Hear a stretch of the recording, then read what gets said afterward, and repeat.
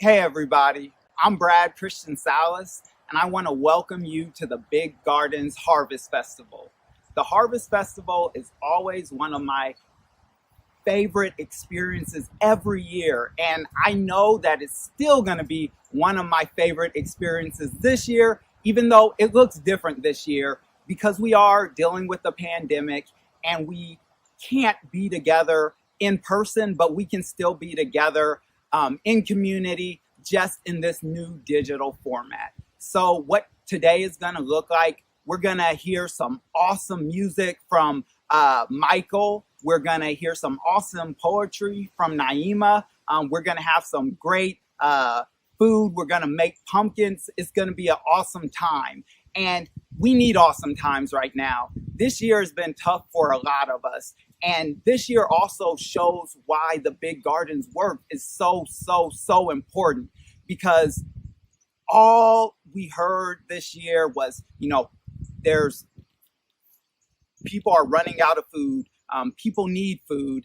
And the Big Garden teaches kids how to make food and how to grow food for themselves and their families. And that's what we need. We need a community of people empowered to do that themselves. And so if you want to support that mission, if you want to support building power in communities and lifting that up, please donate to the Big Garden. You got two options on how to do it. You can donate at thebiggarden.org, or you can text Harvest Fest to 44321. That's Harvest Fest, and the number is 44321. Send that text, make a donation, help this work.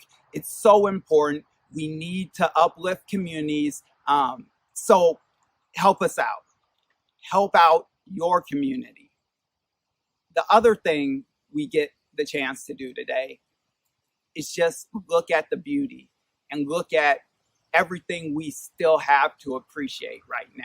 So this next upcoming video that you're gonna see is our amazing campus, where a lot of the food is grown, and where myself as a intern when I was here gotta learn how to grow food and understand sustainability in a way that I never understood and I was never taught.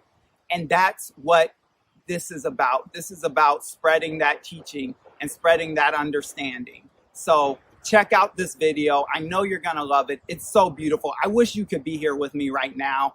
I'm sitting here and it's such a nice day. So wherever you are, I hope it's a nice day too. And I hope you enjoy this. The Big Garden is a nonprofit organization that works to increase food security in local communities. Our goal is to reduce hunger by increasing access to fresh, healthy produce and teaching people how to grow, cook, and preserve their own food right from the garden. But why is there so much food insecurity when we live in one of the wealthiest nations on earth? Well, there are many factors playing a role in preventing us from having a strong, resilient food system.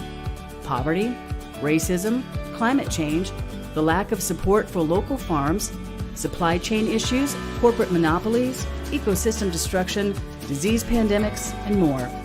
At the Big Garden, we work to address these complicated issues in direct, hands-on ways by building community gardens, implanting orchards, teaching gardening skills, offering opportunities to serve, and educating about the systemic issues of food security. We provide education for all ages, free hands-on workshops, year-round garden classes in lower-income schools, pop-up farm stands for vulnerable populations, a public plant sale, a seed swap, and much more. Our programs operate at the intersection of food security and sovereignty, climate change and community building, with the overall goal of creating stronger local food systems. We are working to grow healthy food, healthy kids, and healthy communities so we can all have a stronger, more resilient future together. To make a donation or learn how you can get involved, visit www.biggarden.org today.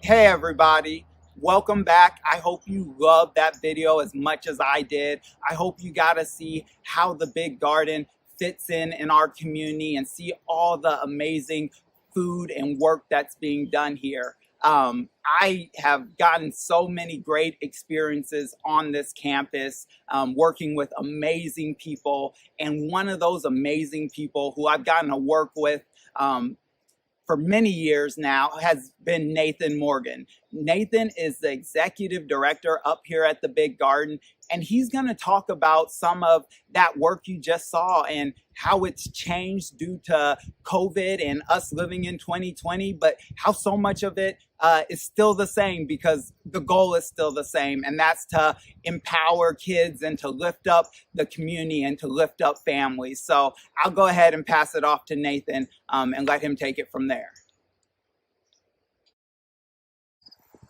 Hi, everybody. Thanks for joining us for our virtual Harvest Festival this year. 2020 hasn't been the year we expected, both at the Big Garden or around the world. We started the year thinking that we would be doing our traditional programming, working in schools, teaching farm-to-school classes, teaching summer programming, reaching thousands of kids with garden-based education that was going to improve their lives, improve their nutrition. And then a global pandemic happened. And I think all of us in March were realizing, what do we do now? How are we going to adapt to this new situation? One of the things we realized pretty quickly was that the need for fresh produce, the need for food, the basic reason that the Big Garden exists in order to alleviate hunger, that need had only gotten worse. And it had gotten worse in vast numbers. Our partners at food pantries were reporting double and triple the amount of people coming in asking for help with food. So we pivoted quickly and started developing more spaces where we could be growing food. We grew food in our greenhouses in March. We moved outside and cultivated more land on our garden campus throughout the spring and the summer. We partnered with a lot of the organizations that we traditionally work with, where we have gardens, but that were closed. Schools had closed, kids weren't there.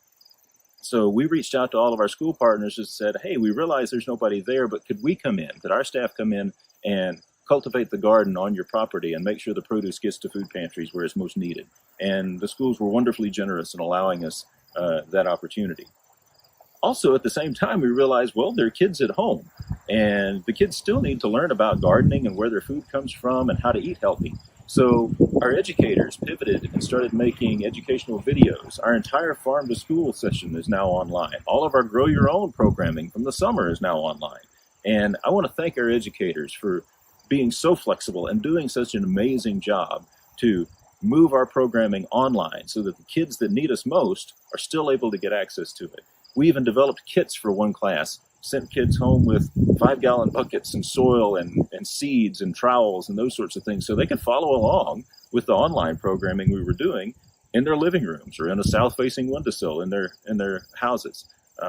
Again, I'm awfully proud of our educators for being able to do that. Probably in early April, a whole large group of urban agriculture related organizations got together just to sort of talk about, what are we doing? How are we going to respond to this? This is unprecedented. We aren't really sure what we're going to be working on here.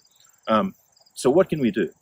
Out of those conversations, a lot of urban agriculture organizations decided that we would put more land into cultivation.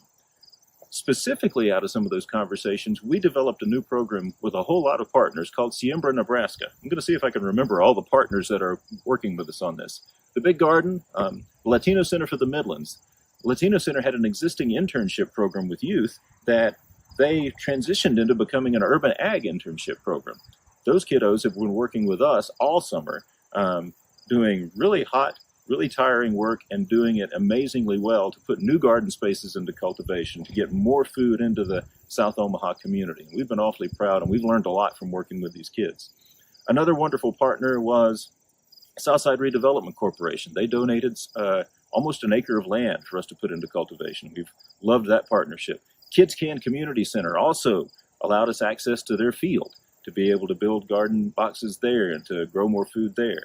The Kroc Center has done a great job of providing infrastructure support for this internship and for this whole program, allowing us to have meeting space there, using their kitchen for canning classes, providing ice to the kids so that they could keep their drinks cool in the hot summer days. Heartland Workforce Development has helped recruit interns for this program, and we're really grateful for them. Saving Grace Perishable Food Rescue has provided food for drive-up food pantries in South Omaha as a part of Siembra, Nebraska. And then together, has also provided food for these programs. And a lot of the food that's been grown in our Siembra gardens has gone to Together.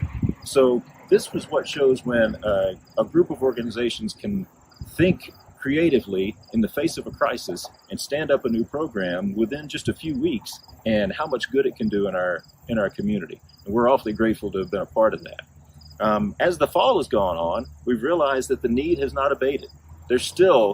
The lines at food pantries are still unprecedented. And we're seeing that more and more. So what our plans are for the fall is, for the first time ever, we're going to grow year-round in our greenhouses. We've been lucky enough to receive some support so that we can keep the heaters running in the greenhouses. We can keep staff in the greenhouses. We'll be growing culturally appropriate vegetables for home deliveries for who may have COVID or are elderly and can't get out, or housebound for some reason, but they still need access to healthy produce. And maybe they're not native to America. Maybe they're some of our newest neighbors. And they've asked for some specific types of vegetables that they're culturally appropriate for them that they're not getting in other places. That's where the Big Garden can come in. That's where we can provide that service by growing those types of vegetables and making sure they get out, working with our partners to get out to the folks that need them the most. So there's lots of good work that still has to be done. Next year, we plan on expanding the Siembra Nebraska partnership. More interns, having them engaged in the project for a longer amount of time, growing even more food to get it to the folks that need it the most. The effects of COVID aren't going to go away anytime soon. It's a reality that we're going to be dealing with for probably at least halfway through 2021, no matter how fast we get a vaccine. Also, we're going to be dealing with the economic fallout from COVID for quite a long time. It's folks that have been struggling the most before COVID that are continuing to struggle even more because of COVID. The lines at food pantries aren't going to go down anytime soon. What I can commit to you is this: the Big Garden is going to be there doing absolutely everything we can to make sure that the need for healthy, nutritious food in our community, that it's met. That we make sure that everybody, regardless of how much money they make, regardless of what color their skin is, regardless of whether they are Native Americans or the very newest Americans, that they get to eat healthy, nutritious, culturally appropriate food, and that we make Omaha a healthier, more resilient, more just place to live for everybody in our community. Thank you for joining us in this effort. Thank you for tuning in tonight, and we appreciate your support. And if you have a few extra dollars to spare, I hope you'll consider supporting the Big Garden with some of your financial contributions this fall. Now we'd like to show you a little bit of the Siembra Nebraska project in action. There's a recent KETV report that showed the interns in action in some of the gardens and gives you some good visuals on actually what that looked like. So stay tuned for that.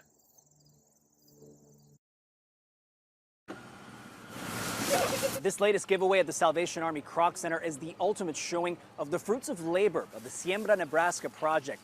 Nonprofits teaming together to harvest and grow fresh, local produce and giving it away to South Omaha families in need throughout this pandemic. But like any great idea, you first have to plant the seed. Especially during the pandemic, it's so important that we give these families access to healthy foods. That growing need spurred leaders at the Latino Center of the Midlands to reach out to groups like the Big Garden for help. Juan Cangas helped build the Siembra Nebraska team. We started the project back in June. We hired about 14 interns. They worked directly with the Big Garden. We met the team of high school and college interns working with staff at the Big Garden and learning the ins and outs from mentors like Aaron Higgins. A majority of our interns came in with zero to little gardening experience. A lot of the learning that the interns have been doing is very much hands-on in the field. The first few days of hands-on work in the gardens left a mark on intern Andrea Calderon. It was really hard. It was a little bit unexpected because I wasn't used to working out in the sun, doing a lot of labor at first, but over time I think it became a bit easier, and because I had others in a way encouraging me to keep going, to not just give up. These last few months, the project team has cared for crops at sites near 32nd and Y, 48th and Q, and dozens of other raised garden beds in Omaha. Beyond what they're growing in the soil, They're also growing leadership skills and cultivating work experience that will help them in their professional lives. Through this experience, not only have they learned how to garden and how to farm, but they've also become more confident in themselves. I'm just so impressed with how hard they work on a daily basis and how little I have to give them direction, honestly. They're amazing. The interns' hard work has paid off. Hundreds of boxes full of fresh produce will now help feed their neighbors. They plan to host another giveaway next week. Thank you. It kind of surprised me to able to see that I was able to do just this much, but not just as just me, myself, but see my team also to do this. Kind of makes me very proud to know that we are able to help in some way. Reporting in Omaha, Jose Zozaya, KETV, Newswatch 7. Man, I'm so inspired just hearing about that access to healthy food, and just it makes me hungry just thinking about it. And one of the next videos you're gonna get to see is an amazing meal. I tasted some of it earlier and you will love it. I can't cook. I can't do a recipe. I'm really bad at it, but we're joined now by Elijah, who has this amazing recipe that she's going to talk to you about for some squash soup, which is the perfect food for a harvest festival and for this season of the year. So I hope everyone there is hungry. I hope you're with your family, and I hope you enjoy this video. Hello everyone, my name is Elijah and I'm an education coordinator here at the Big Garden. Today we're going to be making a curried coconut squash soup. It is a really easy fall recipe and it'll feed all of the family and they'll love it. Today we're making it vegan, but if you wanted to use chicken stock, you could use that instead. So let's get started. Butternut squash can be really hard to cut, so today we're going to take a fork and we're going to pierce it in several places and then microwave it for 2 minutes to soften.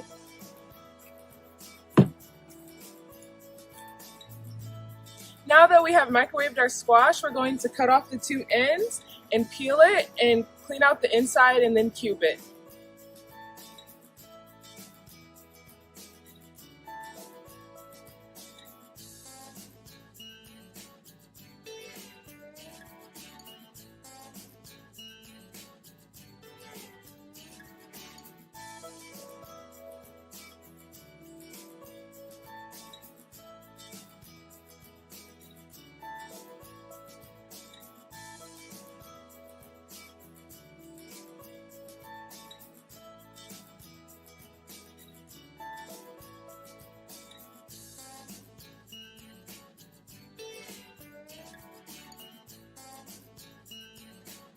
Next, we're going to take a red bell pepper and clean out the seeds and then roughly chop it.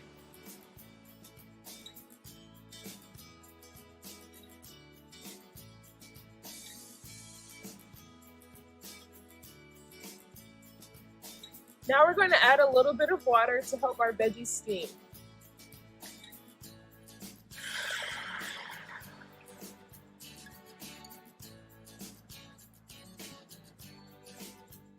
Now let's chop a half a head of cauliflower and we'll put it in our pot.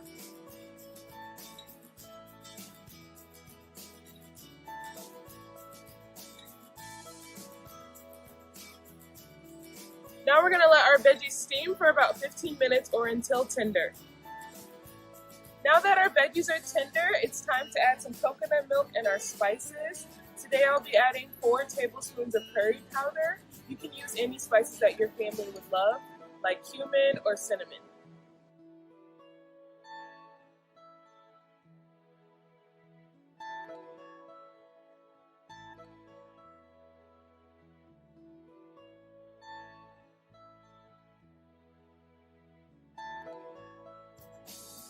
So we have added our spices to the pot, and now we're going to add a spoonful of some veggie stock.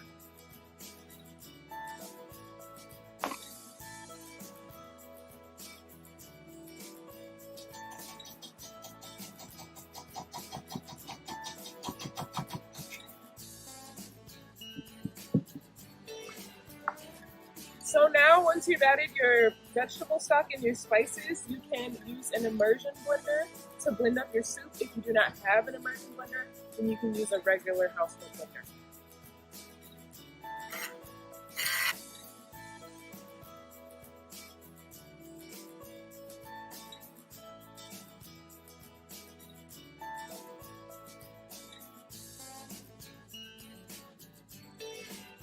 Our soup is almost ready. You can add some chopped kale for extra veggie power. The soup is really great all winter and all fall, and you can even serve it with some warm crusty bread.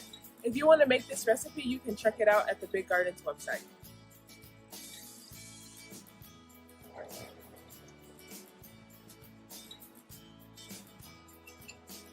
The soup is really good. I think I'm going to add some cumin next time. Thank you guys so much for watching.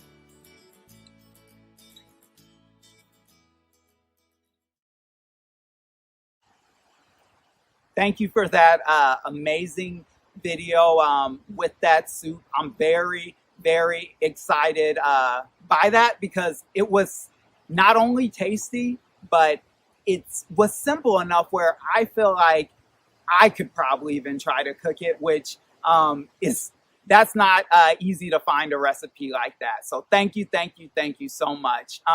Next, we're gonna hear a little bit about Meadowlark Hearth Farms from Beth.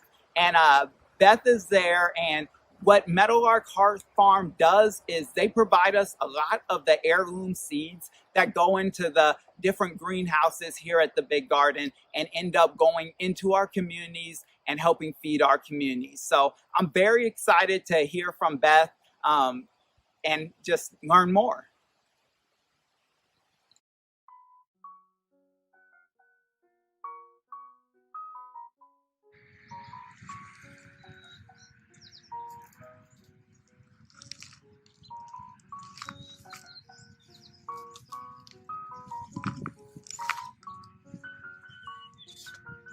In western Nebraska, 90% of the crops grown are not for human beings. They are commodities that are chips in the poker game on Wall Street. At Meadowlark Hearth Farm, we tread a different path, growing about 80% of our varieties, with 10% European imported and another 10% from other BD and organic professional seed growers. On our farm, striving for biodynamic means that we recognize context. The earth is in the context of the cosmos. The human being is in the context of the earth.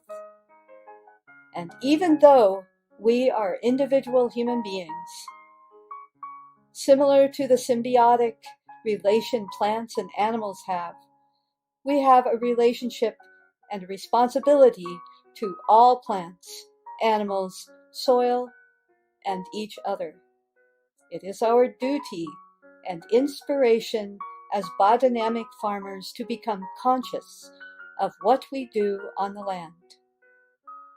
We creatures are one, even though we have individual destinies. At Meadowlark Hearth, we have 3 businesses. Number 1, grass-fed, grass-finished beef and a microdairy. Number 2, vegetable membership or community-supported agriculture known as CSA. And number 3, the crown of our farming endeavor, professional vegetable seed growing.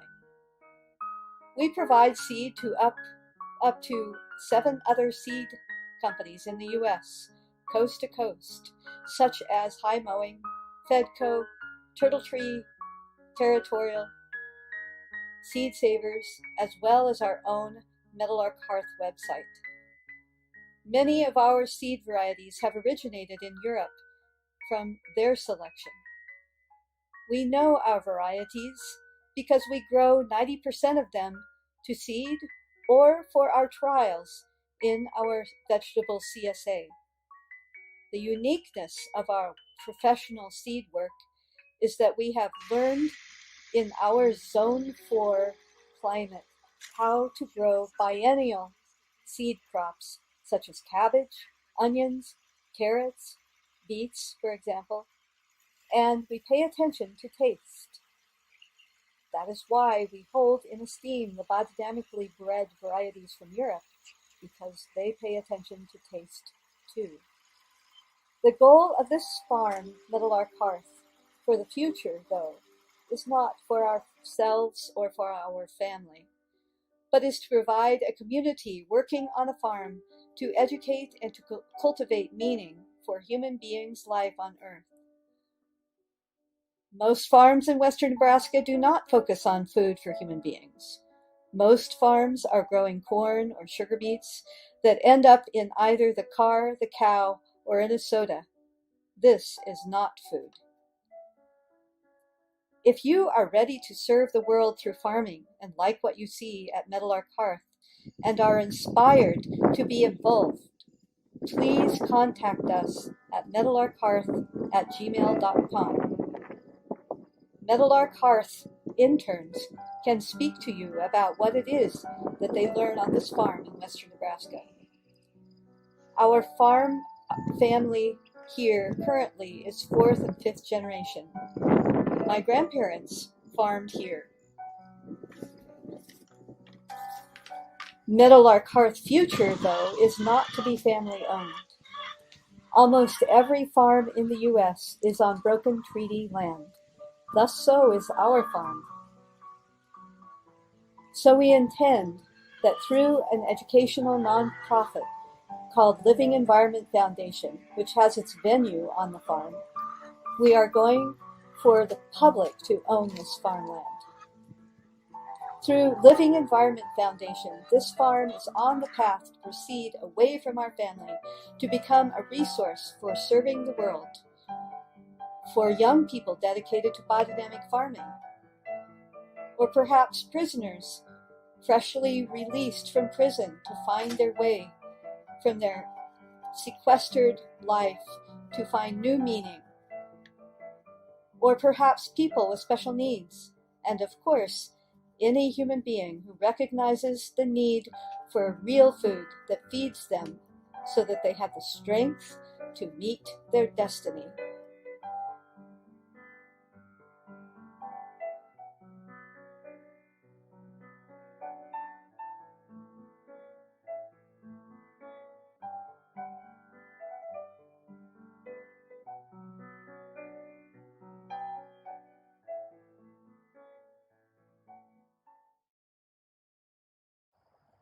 Thank you, Beth, and thank you for that beautiful video and those beautiful values of sustainability and cultivating that in our communities and within ourselves. I appreciate that so much.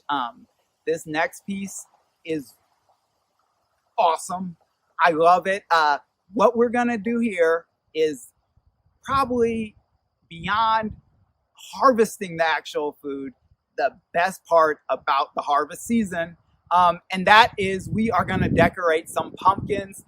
I love this. It was one of my favorite memories that I have from my childhood with my mom, was me and her carving pumpkins together. And so I hope you stop by the big garden and grab some of the pumpkins we had here for distribution. But if not, find something to decorate at home. Just be with your family. Join us for this experience. I'm joined here, and we're going to be joined and led in this video by Mihu and Ruby, and they are going to show us how it's done. So thank you. Hi everyone, my name is Mihu Stabler and I am an education coordinator here at the Big Garden. What that means is that I have the very cool job of teaching our youth how to grow food and how to cook with it, which are great important skills, and as a teacher it is the best teaching outdoor situation that I can imagine.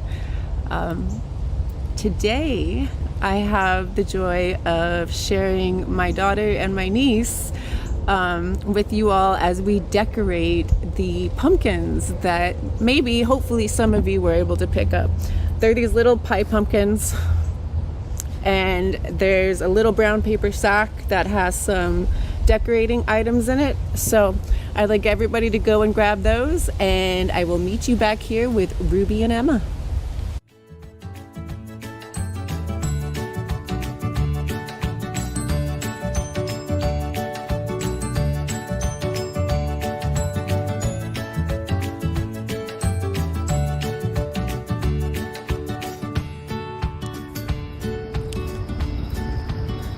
How you girls doing? Good. We're doing good.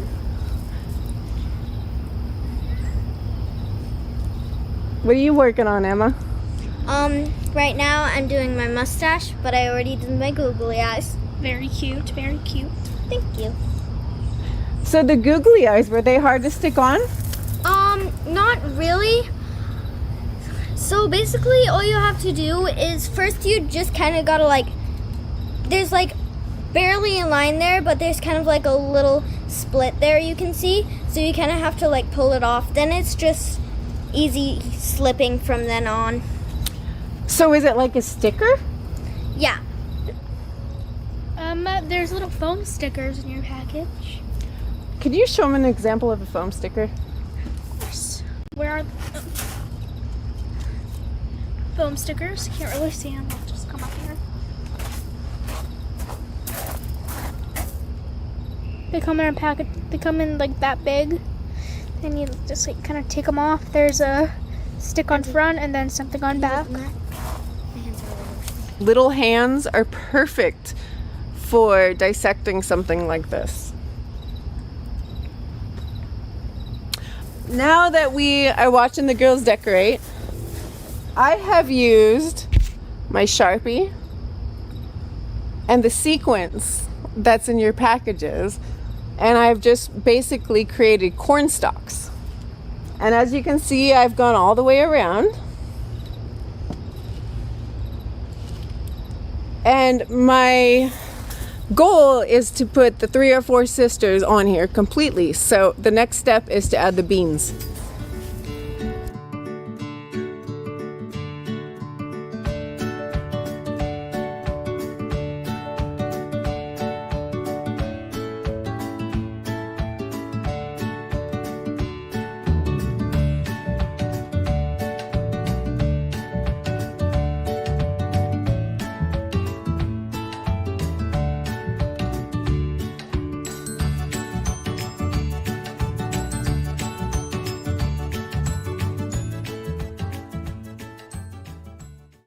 Once you get the sticker part off your googly eyes, since your pumpkin is round, it might be a little hard to make sure that it's fully secure on it. So if you need to, you can get a parent or your advisor or whoever's with you to help you get it on.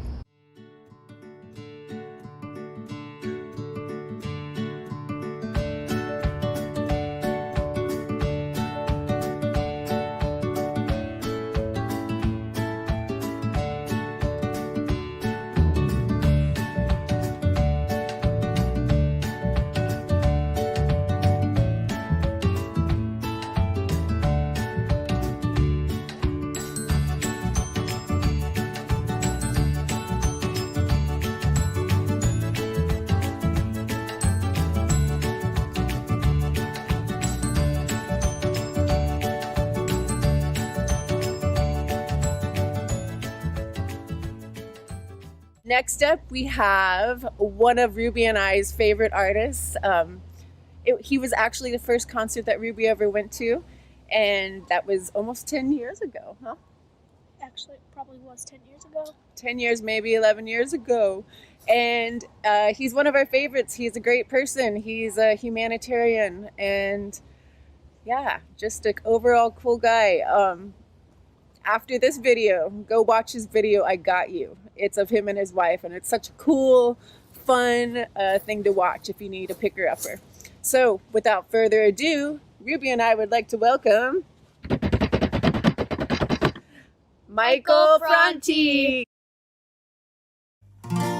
What is up, y'all? It's me here, Michael Franti, and I want to send a big shout out and all of my love to the friends and family of the Big Garden. That is right. And I'll tell you why. I am out here in Bali, Indonesia. We own a small yoga hotel here, and it's an organic rice farm. And we grow organic rice, we grow papayas, we grow mangoes, we grow limes, we grow peppers, we grow tomatoes, we grow potatoes, we grow beans, we grow onions. Oh man, the list goes on. We even have a durian tree here, all organic. And the best part about it is when we're able to plant a seed in the ground, we're able to cultivate it and nurture it, and then we're able to eat it ourselves. And that is such an incredible feeling. There is nothing better than knowing that you have the sustenance that you need year-round, and it's available to you all the time, and that it comes from you. And that is super important. My home is in San Francisco, California, in a neighborhood called Hunters Point. And Hunters Point, it used to be a naval shipyard. And during the middle of World War II, in the 40s sometime, they brought people from the South, African Americans, to the neighborhood to work on ships during that time.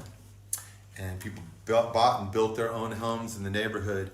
But then the Navy base was eventually closed. And my neighborhood suffered dearly with massive unemployment. And at the same time, crack came into our neighborhood. Heavy policing, like we see all over our country, took place. And our community just didn't have shops that were willing to come in and build stores there that could provide fresh food daily for people. And so, like I said, we live in a food desert in San Francisco. It's like a tale of two different worlds between where I'm at now and where I live in my house. And people got to drive miles to get a fresh tomato.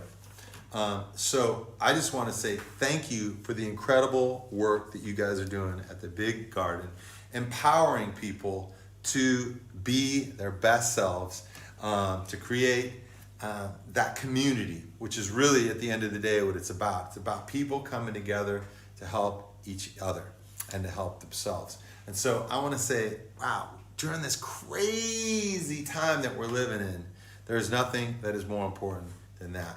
So thank you, friends, family of the Big Garden. And nonprofits, they need help. So whatever you guys can do in terms of donations, in terms of donating your time, in terms of cultivating food so that people can also cultivate that food security with community gardens. Whatever you can do to help that along is awesome. So all that being said, just because we got to be physically distant doesn't mean that we got to be spiritually or emotionally or musically distant. And so I got a tune for you guys, and it goes like this. If you ever lay awake at night wondering if we'll be alright, I'm on your side. I'm on your side. If you're sitting at the kitchen table counting up your bills to pay, I'm on your side. I'm on your side. If you drop the kids at school and wonder if they'll make it home today, I'm on your side. I'm on your side. And if you hold a friend and say Omaha's the best place to play, I'm on your side. I'm on your side. Can you hear me? Is your heart beating like a drum? Can you hear me? I don't care where you come from, I'm on your side. I'm on your side. I'm on your side. I'm on your side. And that's the sound of sunshine coming down. That's the sound of sunshine coming down. Sing it with me, y'all. That's the sound of sunshine coming down. That's the sound of sunshine coming down, down, down in Omaha town.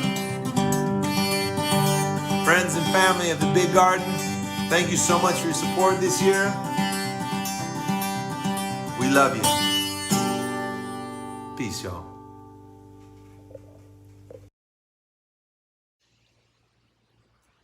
Hey, Michael, thank you so much. I love the music. I love the message. And you really got to the main point. And that's the fact that food security is something no one should have to worry about. And that's what the Big Garden does. They work to make sure that people everywhere, but specifically here in Omaha and here in our communities that need it the most, have accessibility to healthy, nutritious food. That's why we're here, and that's why we need you and we need your support. So how you can support us is either going to thebiggarden.org or you can text Harvest Fest to 44321. That's Harvest Fest, and you want to send that text to 44321. You can help support what is happening here, all the amazing work that's being done by the amazing staff you saw earlier, all the great food that's being grown on this beautiful campus. That is how you can support us. So please do that. We need your help, and we appreciate your support. So thank you once again for being here with us this evening. As we wrap up, we spent a lot of this evening talking about nourishing our bodies and making sure everyone in the community is able to have access to healthy food. But it's also super, super important that we nourish our souls. So what we have next is an amazing piece of poetry. I just heard it for the first time a couple of minutes ago, and my mind was blown. I know it'll be the same for you. It's from Naima. She is an amazing farmer in upstate New York, but she's also an amazing poet. And she talks about a lot of what we've all been thinking about lately, the importance of building up our communities and building power in our communities and feeding our communities. So I know you're going to enjoy this poem as much as I did. And thank you for joining us.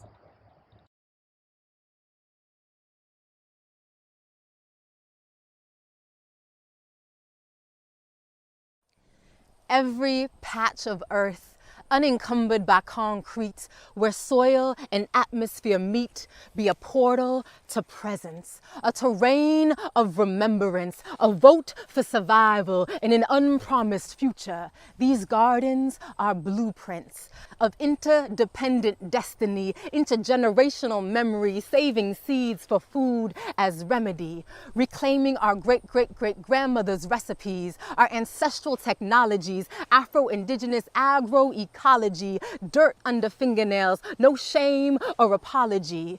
In a time of manicured hands and monocrop lands, devalued labor and overpriced brands, we understand.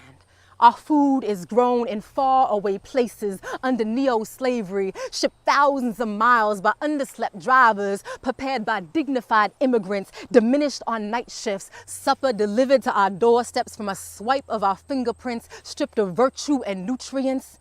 And who's gonna stop this? Our shelves are still stocked with processed products, toxic food made for profit to keep us lethargic, too tired to riot, rise up, or take office, filled up on fillers and starches, diet-related illness, the #1 killer of black and brown bodies. My people know what it's like to eat and still be starving. So we turning hardship into harvest, lawns and schoolyards into gardens, homegrown bounty in our palms. We come from soil and stardust, and so we conjure. Giving props to hood magicians who grow provisions for our kitchens. We smuggle spinach into prisons, transform the places that we live in, trade psychosis for symbiosis, and stay focused. Sprout sunflowers that tower on neighborhood blocks, harvest raindrops on rooftops that water our crops, propagate plant medicine for the metropolis, guarding our plots, 'cause our gardens are not for profit or loss. Cross-pollinate the promise, fam. We got this. Take a deep breath, restore calmness. With lemon balm bounty in our palms, hot peppers in our pockets, black-eyed peas spiraling up Lenape blue corn stalks with buttercup squash carpets, three sisters symbiotic, talking stories of solidarity on native territory. Migratory monarchs transcend borders, morning glories ascend fences. Pay attention to the lessons Mother Nature keeps expressing, how to multiply our blessings. For justice and sustenance, amid glaring disparity, every seed saved will set us free. In an age of opulence and scarcity, every seed saved will set us free. In a time of intensifying violence and climate calamity, every seed saved will set us free. Hold on tight to the source. We have all that we need.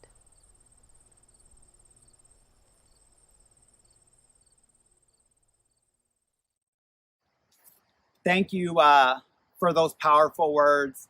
That was inspiring and touching, and it's that little piece of inspiration, at least for me, that will make all the just new experiences and tough experiences we've all had this year, things like that, is why we're able to deal with it. And that's what everyone has kind of been doing in 2020, is trying to deal with just changing circumstances and really building that resilience within ourselves. And that's really what teaching kids how to grow their own food does, is it builds that resilience within them and within their families and within their communities. So I just need to ask you all one more time to help us build that resilience, help us build our communities, and please go to thebiggarden.org and donate, or text Harvest Fest to 44321. That's Harvest Fest, and the number you're going to text that to is 44321, and support the Big Garden. Thank you for coming out. I'm so happy I got to spend this evening here with you all. Even though we're not actually in person, I really do think this is just a great way to spend time in community with each other. So I appreciate you being here with me. I hope you enjoyed some of the great music, some of the amazing food, and some of the amazing words you heard tonight, and are inspired and ready to move forward and build power. Thank you.